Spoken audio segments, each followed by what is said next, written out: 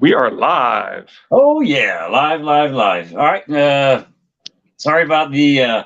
It's been 9 days. I know, You had man. a conflict, and I had a conflict, and you had a conflict. For some reason, my 7-year-old, when he got sick, he didn't want to do anything. I don't know what it was. Kept trying to get him off the couch, but he wouldn't go. Yeah, sorry about that, y'all. I know the several people that watched this. We apologize for the. I wonder what happened to us. Yeah. Like, oh, they gave up. Nobody's watching. I do this by myself. I mean, I love talking. If you watched any of the videos, you know for a fact I love talking. So, as usual, I am Old New Dude, and he is Richard York, Asher's trueborn son. I almost forgot how the intro went, man. It's been a couple of days. This is a Game of Thrones Eddard 11. Yes. And as usual, the brains of the operation will go down and say what he saw in the chapter, and then I'll just jump in with my stupid stuff every now and then. This was a hard chapter for me to find stupid stuff to jump in on. I'll go ahead and tell you. All right. Well, it's pretty short, wasn't it? Well, I mean, just after watching the Preston Jacobs video. We'll get to talk about the show a little bit, and specifically Lemongate's appearance and so forth. Yeah. But after watching the videos by Preston Jacobs, I'm like, well, I can't talk about that. I can't talk about that because the dude already covered it really well. But like I said, as usual, Richard will say what he saw, and then I'll jump in with my stupid stuff. So take it away, Richard. All right. So in this chapter, Ned's going to sit in for Robert as he hunts the White Hart, and then the victims of the mountain will petition the king, and Ned will send Beric and the Brotherhood after Gregor the Mountain. Through the high, narrow windows of the Red Keep's cavernous throne room, the light of sunset spilled across the floor, laying dark red stripes upon the walls where the heads of dragons had once hung. Now the stone was covered with hunting tapestries, vivid with greens and browns and blues, and yet still it seemed to Ned Stark that the only color in the hall was the red of blood. So these tapestries are going to be sent to Littlefinger, who will include them in his bribe of Nestor Royce. I find that kind of weird because they come up so much and then they don't seem to amount to a whole lot. Maybe Nestor having them will somehow prove significant in wins? I don't know. Yeah, but I still think it's funny, though. Even without the Targaryens there, the Targaryen red is always present in this room. Well, I mean, it's the Red Keep, so all the walls are red and so forth, so yeah. Anyway, do you have any theories about the tapestries other than, like I said, they were already included in a bribe of Nestor Royce, so they're gone. I don't know what else to say about them. I haven't read Fire and Blood, and I'm not real up to date on the history, so I don't know if the tapestries are going to show something that is going to help. They're hunting tapestries for Robert. That's what's weird. Anyway. Yeah. They're not some ancient Targaryen porn or whatever. No, I mean, there's no tapestries of lineage or anything like that. There's no dragons and Targaryens having fun in the ways that shall not be spoken.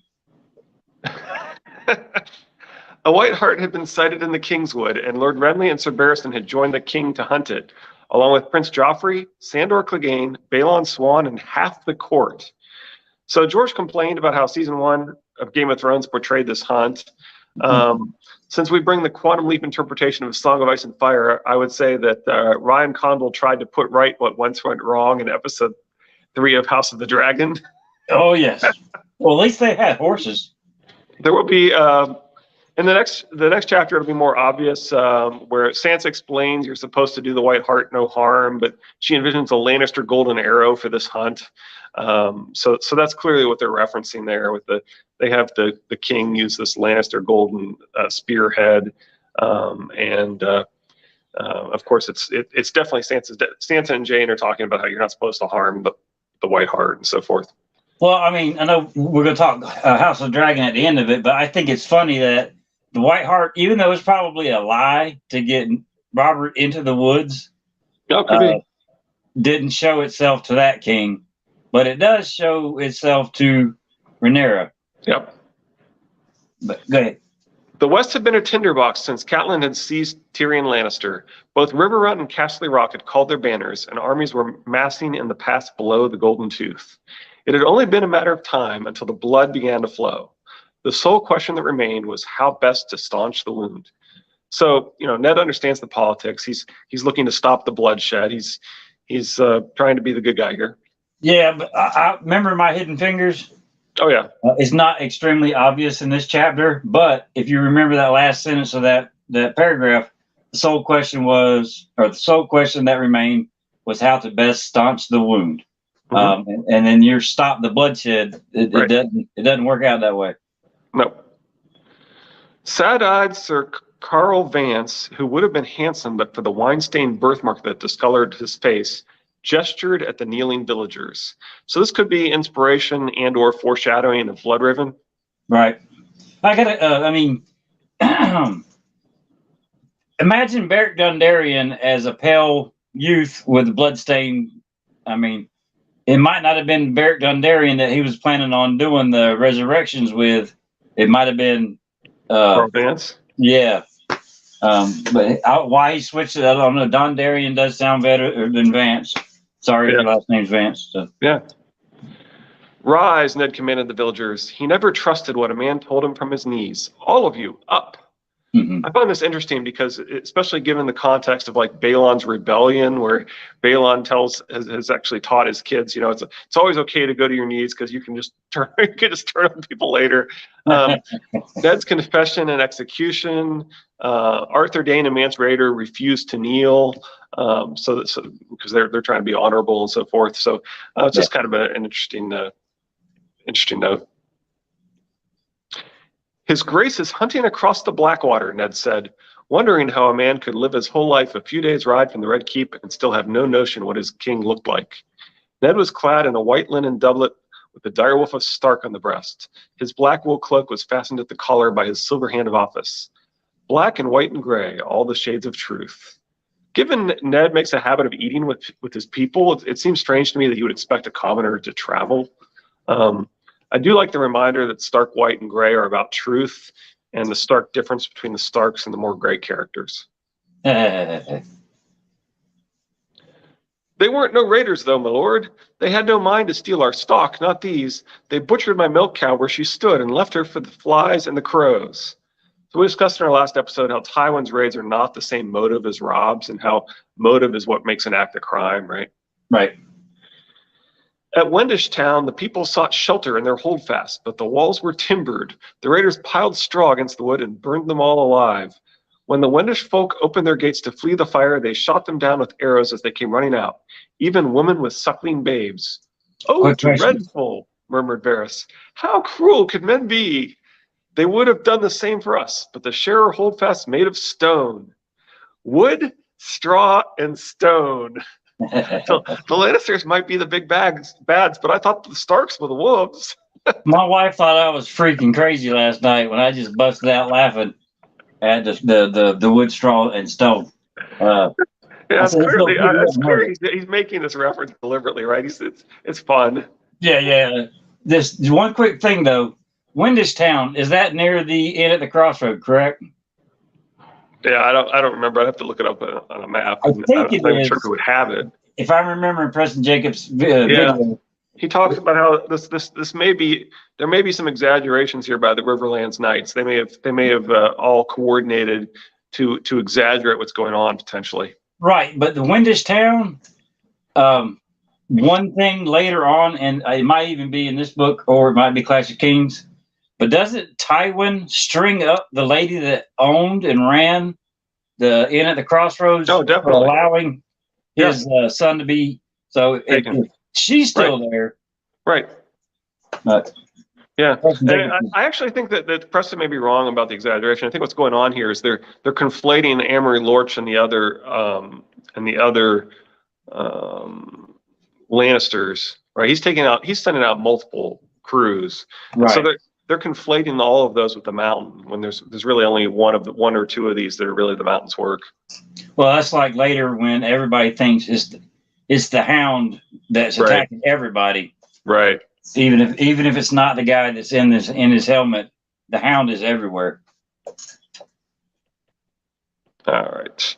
Sir Edmure has sent men to every village and holdfast within a day's ride of the border, Sir Carl explained. The next raider will not have such an easy time of it. And of course, and that may be precisely what Lord Tywin wants, Ned thought to himself, to bleed off strength from River Run, goad the boy into scattering his swords. His wife's brother was young and more gallant than wise. He would try to hold every inch of his soil, to defend every man, woman, and child who named him Lord. And Tywin Lannister was shrewd enough to know that. Again, Ned understands the politics and the players, with the exception of the man his wife told him to trust. Yeah, this is true. Oh, we keep saying this. Ned's actually pretty good at the game.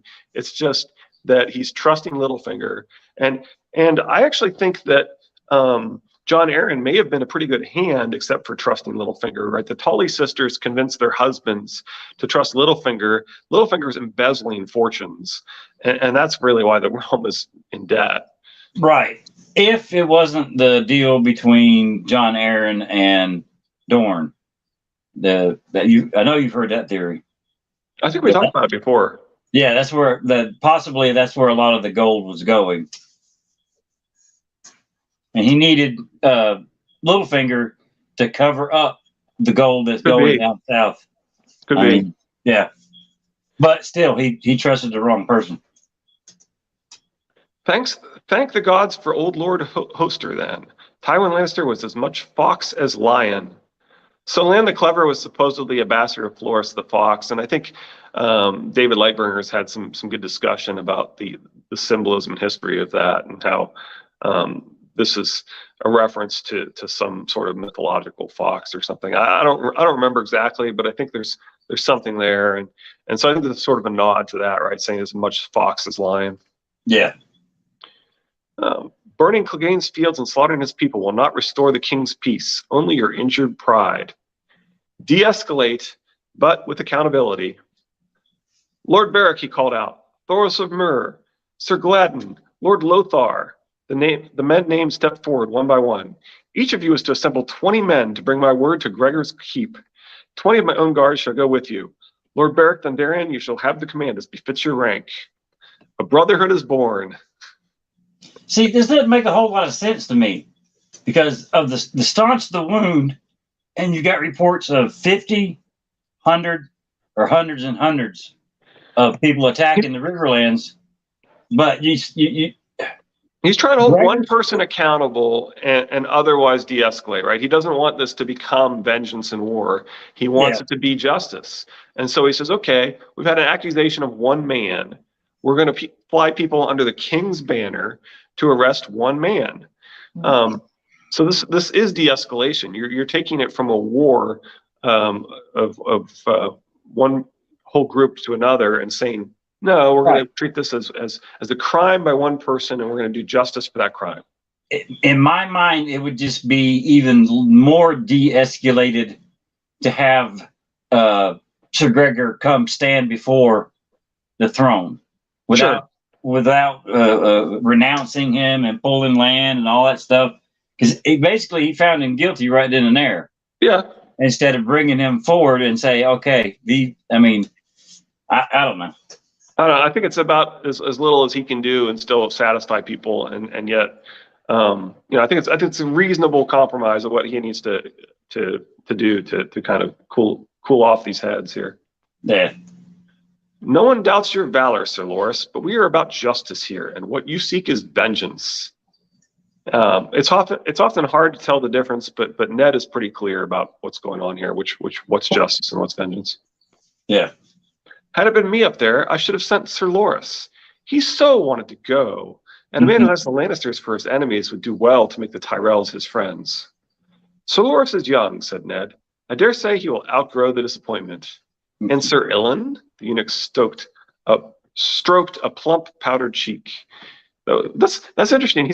He's going like this as a eunuch, which makes you wonder, because it's an image of somebody stroking their beard. Right. He's a eunuch, right? Yeah. He is the king's justice, after all. Sending other men to do his office, some might construe that as a grave insult. No slight was intended. In truth, Ned did not trust the mute knight, though perhaps that was only because he misliked executioners. I remind you, the Paynes are bannermen to House Lannister. I thought it best to choose men who owed Lord Tywin no fealty. Very prudent, no doubt, Varys said. Still, I chanced to see Sir Ilan in the back of the hall staring at us with those pale eyes of his, and I must say he did not look pleased. Though to be sure, it is hard to tell with our silent knight. I hope he outgrows his disappointment as well. He does so love his work. And of course, this is obviously foreshadowing of Stark's enemies here. Without a doubt. All right, so can we talk about the episode? Oh, please. Yeah.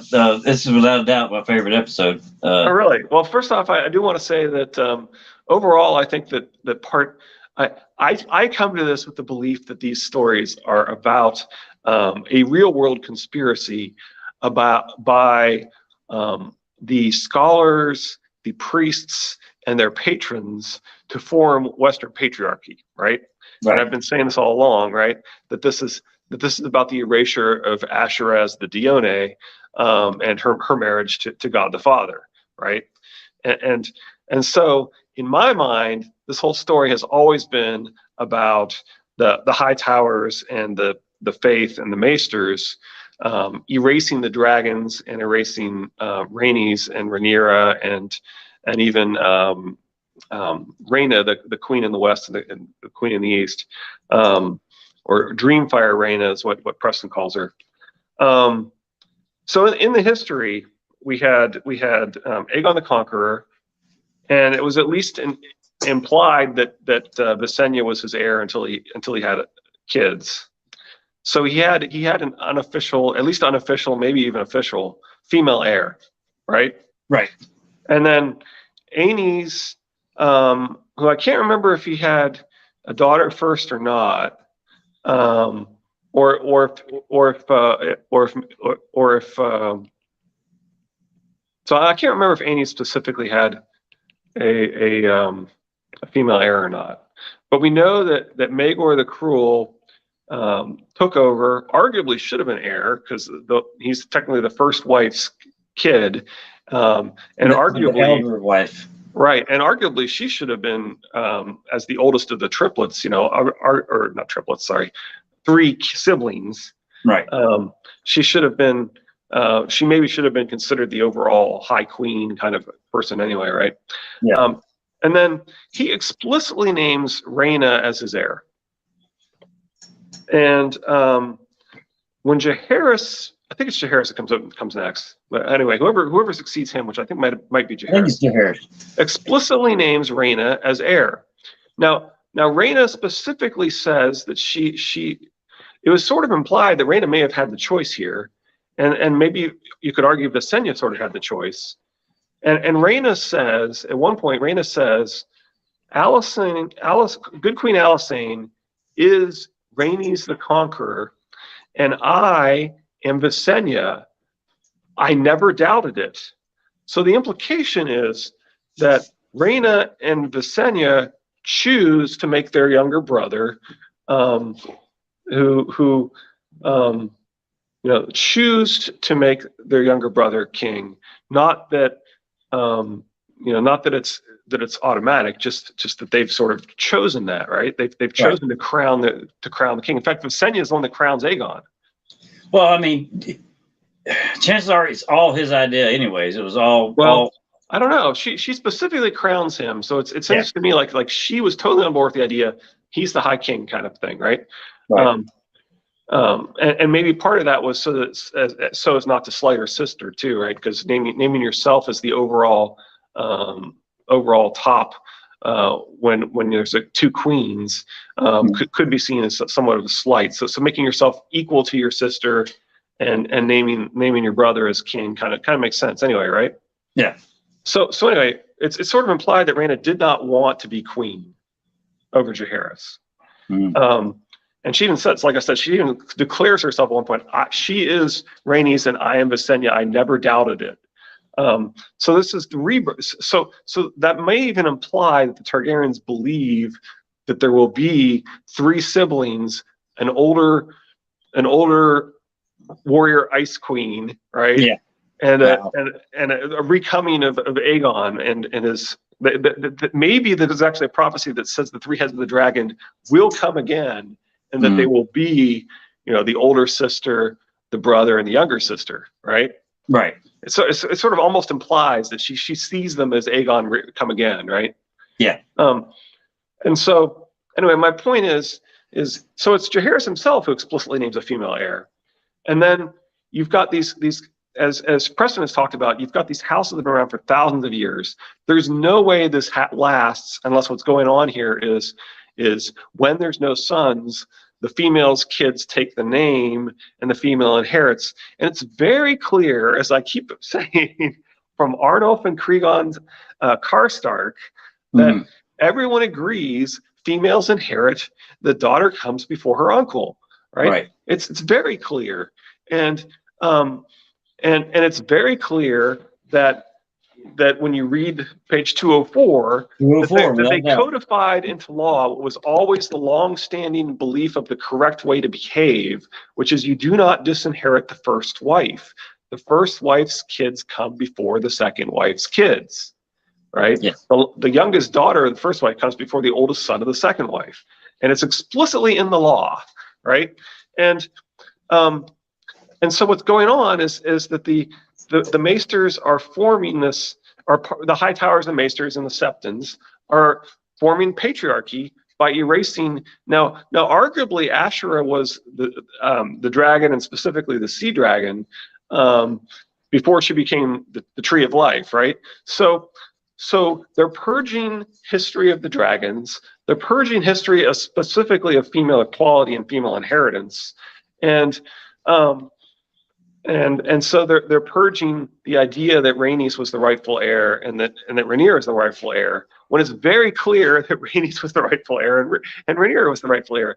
And probably the whole thing was they manipulated this old man and convinced him that he should have the realm endorse Rhaenys, and then they held the meeting, and there's no way Rhaenys wouldn't have won, but they rigged the election and claimed that it was 20-1, and then once again, this bias is so strong. They should be talking about the widow's law like every few seconds. Anytime there's any dispute between Rhaenyra and Aegon, they should be reminding people of the widow's law. They should be saying, look, this is coded into law. This was already in practice. This this is the way it is. There is no way that Aegon, by all the laws of gods and men, should be considered the heir. And well, I mean, all the lords bent the knee to Rhaenyra, right? Right, but that shouldn't have been a hard choice, because again, once the wife is dead, the second wife's kids are going to come next, or they're going to come after Rhaenyra, and so they're only acknowledging the very rules that have set up their houses for thousands of years, right? And yes, it's wrong that Rhaenys was skipped, and that arguably invalidates all of their claims, because Rhaenys being skipped means that it's not following what's clearly been the practice. Right. But my point is that I've actually been somewhat disappointed in the fact that they're claiming like the commoners would have not wanted to accept Rhaenyra and so forth. That's not what this is about. This is about them lying to us about the commoners not liking female rulers, lying to us about the lords not liking female rulers. It's the Maesters telling the history who are lying. So I have to accept the fact that the show is not the book, right? I mean, the show has been fooled. The show and most of the fans and the showrunners have been fooled by the bias of the Maesters, to the point where they can't even see that that's really what's going on. But so this is a different story, and I accept that. And I can enjoy it for what it is, right? It's really well done, and it's doing all sorts of little nods that are fun to the book readers, right? And in particular, I really did think the lemon gate thing was kind of hilarious. That they put a lemon tree on a tapestry in the background when every other tapestry has been, dragon porn. Yeah, no kidding. And then they explain how, oh, look, amazing, this tree that cannot grow in any climate other than Bravos is growing here. The writer is you can tell he's a fan. Oh yeah, yeah. Like we said, the Lannister golden arrow was a clear nod to the Lannister golden arrow in the books, right? Right. Um, and anyway, so I kind of liked the Daemon murder scene. So Preston doesn't like that. He likes the fact that that when you look in the books, that Daemon doesn't actually clearly do anything that evil, Uh-huh. and so he doesn't like them having Daemon blatantly do evil there. And I definitely think the idea of people getting away with killing is way overdone in this episode and in the series. Like I agree with Preston in the first episode. If you killed like 6 highborn people in a tournament, just like murdered them, that there would be blood feuds going on, right? This is the Red Viper was effectively exiled, and everybody knew it because he murdered somebody when he wasn't supposed to. And Damon is supposed to be, like the Red Viper. We talked about all the parallels and the sex positive uncle of the princess who's thinks she's going to be passed over for being female for her younger brother and so forth, right? Right. So anyway, I'm enjoying the show. I thought especially the last one of Kristen. Like I fully agree with Preston that was kind of ridiculous. Like I get there's the specific homophobic comment of Kristen Cole in the books, and he does kill Lenore's lover and at the wedding, but he does so in a tournament to the point where it's plausible deniability, and so nobody really blames him for it. This is ridiculous, right? He just flat out destroyed his face. There wasn't nothing left. Yeah, and I get that they were arguably just sort of brawling, and then Joffrey pulls out the dagger. The dagger, and so now he's arguably escalated this to kill or be killed, and that's sort of I guess that's the logic here, is that they were just sort of in a big brawl, and he pulled a knife on me, and I had to kill him because he pulled a knife on me. I guess. I don't know where they're going with it. Yeah, it's really weird, and especially if you're going to do a time jump at the beginning of the next episode. I saw a picture of Cole later on looking pretty rough. Huh.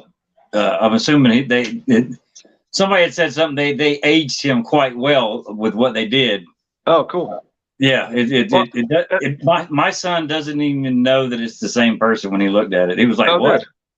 Yeah, and I like the idea of him going to the tree because we've seen the same thing with Lewin, right? So in my mind, that was sort of a reference to Lewin trying to go to the tree, even though he's worshipped the Seven his whole life and taken his vows for the Seven his whole life. To me, people were like, "Oh, it doesn't make any sense that you go to the tree." I'm like, I kind of like it because it kind of reminds me of Lewin. Yeah, well, I mean, we haven't seen the Sept of Baelor in any of the episodes. And I know they had a lot of square footage for their scenery and I forget what it's called. Where the sets, yeah. They made the Weirwood set, and from above it looks like, well, right around this corner is this thing, and right. I mean, well, I don't think you would want to defile the steps of Baelor with blood. Right. I mean, that's the line from the books, right? Do not defile the steps of Baelor with blood, right? Yeah. So it makes sense to me that if he's looking for like a holy way to, and I think you see in the books that everybody sort of respects multiple religions for the most part. They kind of do by all gods old and new all the time. Right. They're always saying by the old gods and the new, by the old gods and the new. So they kind of do lump them together. We see with Lewin, he wants to die at the heart tree, right? And so, to me, it actually did make sense that somebody in a society that's always doing old gods and new, doesn't believe in defiling the steps of Baelor with blood, right. And seeing Lewin do this same thing, I'm going to die. I want my blood to go to the heart tree. To me, it seemed like a sort of an homage to Lewin. So I didn't have a problem with that. Some people had a problem with that. I think it's really weird how we've multiple times now had people just sort of kill people and have no accountability. And that was one of the big problems people had with the later seasons of Game of Thrones, that people's actions should have consequences. Right. George is all about the consequences. Yeah, exactly. We talked about how he likes to show us how good it feels to escalate and go to war, and to tell us that that has negative consequences, right? A lot of negative.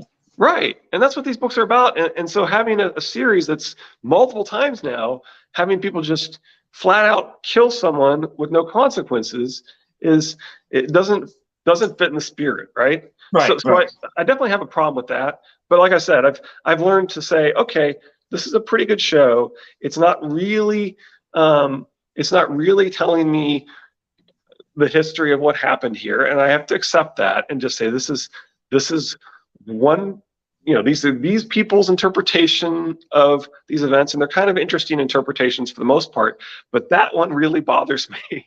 The lack of accountability for escalation to murder. Well, on that scene, my son said that they got married on the 7th day of celebrations with attorney and all that stuff, and then that's when he told me that the loudmouth, or the Night of Kisses, whatever his name is, got killed in the melee. And I'm thinking, granted, they had a whole lot more money this season. Yeah. But they had a whole lot more dragons to CGI too. Yeah, so and they already did a big tournament. They didn't want to do it again. Yeah, they didn't want to save on the budget. But still, I mean, I know, I just can't see him keeping his job. Yeah. So he does make a comment in the books. Basically, boys would not be safe around them because we know what Lenore was, or something like that. So he does seem to. He does seem to be supposed to be sort of this homophobic guy, and a sexist homophobe in the books. But I mean, everybody. I remember somebody tweeted like this is Kristen Cole. They were talking about they were walking through with their mom, and they explained to him, that's Kristen Cole. We don't like him, but I don't remember why. Well, I think a lot of the problem is they made him likable at the beginning. And then once you get to like a character, then it's easy to excuse them. Excuse their actions. That's like once you got to start liking Jamie, it was easier to excuse. Well, he ran out the window to save from war, all that stuff. And kill Jory. Don't forget Jory. Yeah, okay. I mean, he gets a lot of passes. I'm guilty of that myself, because I mean, the character is so fun to read the character that you take that feeling of fun and attach it to that character instead of basing that character on actually what they do. Right. So, I mean, well, and like I said, I'm okay with that with it because it's the concept of criminal justice reform, getting out, doing your time, and going back, and like, are these people the same people they used to be? Are you defined by your sins? Can you be a better person? That all those sort of concepts, right, are interesting concepts to explore. So I'm okay with that. But it is kind of annoying when he does it the other way around, like Tyrion deciding to become more of a villain, and Kristen Cole deciding, oh, you've sullied my honor, and how dare you, and now you want me to be your whore? yeah. Hey, I like it. It is a pretty good show. I like what it is. It's like I said, I like what it is. It's got some flaws. Yeah. It's got one glaring flaw of the lack of accountability of murder. Yeah. I still don't like the CGI. I think they're going backwards with it, which I said at the very beginning that they look to me like modern day stop motion. Well, your comment is, I think what you're saying there, and I think I kind of understand what your complaint is, that what they've done is they've added all this detail to the dragons, and these are things that are mostly shown in motion, and so in the real world. When you're doing that, especially with a 24 or 30 kind of frame per second, or 30 interlaced frame per second, especially, right. When you're shooting that way, there's a natural blurring of motion, and so the dragons, who are almost always in motion, having them have intricate details that are crisp on each individual image that you've done results in an appearance of artificial motion that resembles stop action, right? Yeah, that is the best way of saying what I was thinking. So thank you. Yeah, no, that's what I thought you were saying, and that's. Yeah. Yeah, Yeah. and so some it'd take a lot of work, but somehow somebody's got to figure out if we're really going to do CGI to the point where it looks right. Somebody's got to figure out how to properly get the blurring of the small and medium and larger amounts of motion on each frame. And man, that's rough. But I guess if you trained a neural network, you could probably do it. Honestly, well, I mean, they had it right as far as I can tell in Game of Thrones. Their dragons, Drogon, and all of them look gorgeous. I mean, absolutely gorgeous. I mean, I love The Witcher, but in their first season when they did the Gold Dragon, I mean, it looked like crap compared to what you're used to seeing in Game of Thrones. Game of Thrones, I mean, Drogon was bad. I mean, it was just freaking awesome every time he was on the screen. And granted, it's not 100%. You can't make, I mean, I understand, but it was, I mean, 99%. That's how close I thought it was to being perfect. It actually seems like that wouldn't be too hard to do, actually. I mean, I've studied neural networks a little bit, not a whole lot, but it actually sounds like a feasible application to try and train a neural network. So you could give them super crisp stills of humans, still and in motion, and then maybe super crisp stills of like lizards, still and in motion, and kind of train them on, okay, here's how much blurring should take place and so forth as we go, and show them, real video of the things, and then show, ideally you'd simultaneously take still shots of bursts of the same action, and line up the timing of those and be able to say to the neural network, okay, I want to go from these crisp stills of Strobe's perfect stills of these creatures to this blurred motion video, right? And I want you to be able to take these same 30 stills to form this 30 frame motion with the same amount of blur when I've given you the stills with no blur. And if you could train a neural network to be able to do that, well, that sounds perfect application for how neural networks learn and the kind of data you could collect and teach, to the point where you could probably take, I really think you could do that. I really think you could. Yeah, that's true. Well, I mean, I think they fell to the same monster that, remember in the third Hobbit movie where they actually switched the kind of cameras they were using? And it was super sharp. Right. Yeah, I remember that. It was a better camera, but when they went to the better camera, everything looked like a damn set.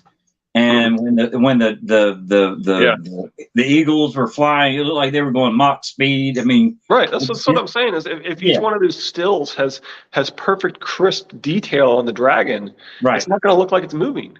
No. But I appreciate that, man. That's the I can't always get out what I think for sure, but that's definitely what I meant. Yeah, cool. So next we'll get Sansa and her golden arrow.